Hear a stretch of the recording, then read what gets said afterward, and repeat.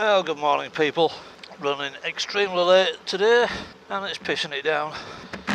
It's also TV interview day for an Unquiet Mind and I'm running on fumes, so I'm hoping I've got enough to get to the bloody garage. And as you can see, it's rather damp. And on top of everything else, I've got awful bloody gut ache. Yeah, they're coming to office at 10 o'clock to do this interview and it's 25 to, and I've got to go in opposite direction to get fuel.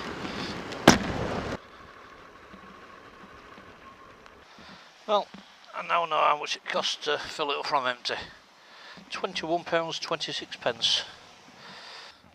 Cheers, Star, thank you. That's the most it's ever cost me to fill this bike. Now go back the way I came to the office. What the fuck is this driver in front doing? Not this Vauxhall, one in front of him. And because I'm riding past my house and I have the Amazon Alexa hooked up to my Philips Hue bulbs and my smart hub, my lights are going to turn on because it thinks I'm coming home. Yep, they're on. Pretty cool that, because some of my lights come on when I get within like 500 yards of home, and my living room, the hallway light, my living room lights, they come on at dusk. And they also turn off at dawn, but only if I'm at home. If I'm not at home, then they don't come on. Well, they're smart and intelligent they are. My bad, total wrong here.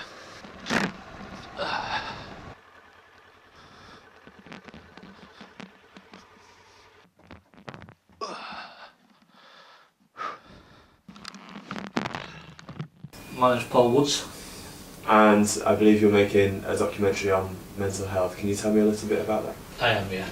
Well, it's called Unquiet Mind, and what I want to do is address the amount of suicides that are caused by people who suffer with mental health not being able to communicate how distressed they are and how much help they need. And obviously, you said you were bipolar as well. Does that affect you frequently, or what sort of triggers it for you?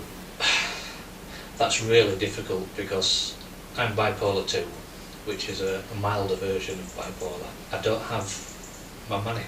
It's made up of two parts. You've got manic and depression. My manic parts aren't as high as regular bipolar, but I do get obsessions and compulsive purchasing. When I get something in my head, I'm completely focused on it for weeks and weeks and weeks and weeks. It takes up every single resource I have, and then it stops. That's a bad part, but not as bad as the clinical depression side. There's no triggers. It just happens. Have you noticed since you've been more open about talking about your problems? Have you noticed that it's helped your moods? Has it stopped these problems? It hasn't stopped them. It's just made me more aware of them. Now I know when it's coming up on me, so I can. My way of dealing with it is locking myself away now.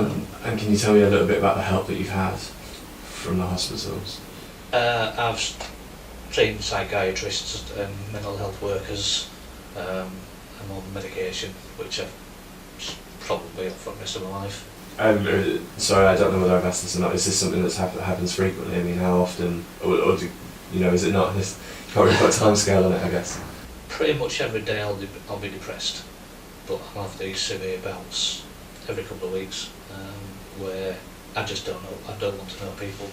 Okay, so let's talk about the documentary now. What's going to feature in it? I'm basically travelling all over the country to interview people to get their experiences, what problems they have, how it affects not just them but the people around them. But the main aim of the documentary is to highlight this not being able to communicate, which is ultimately what kills people. And presumably it helps you to obviously meet people who've got similar problems or worse problems than you. It does. I mean, there's an amazing amount of forums and groups on all social media that people can join, and when they are really, really bad, they can just type a little message. And this is a 4-part documentary. It's a 4-part. How will it be? Published online or? I'm hoping to have a distributor and have a preview in a big event, preferably in Scarborough. And when do you anticipate that this will?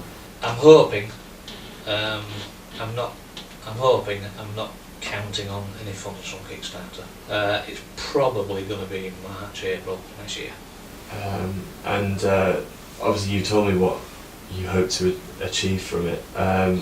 For you yourself, what do you think you'll achieve personally through this whole experience? For me, I'm not looking at achieving anything for myself, apart from knowing that I may have helped one or two people to stay alive, and to help people around them realise that it's not exactly what the doctors say it is.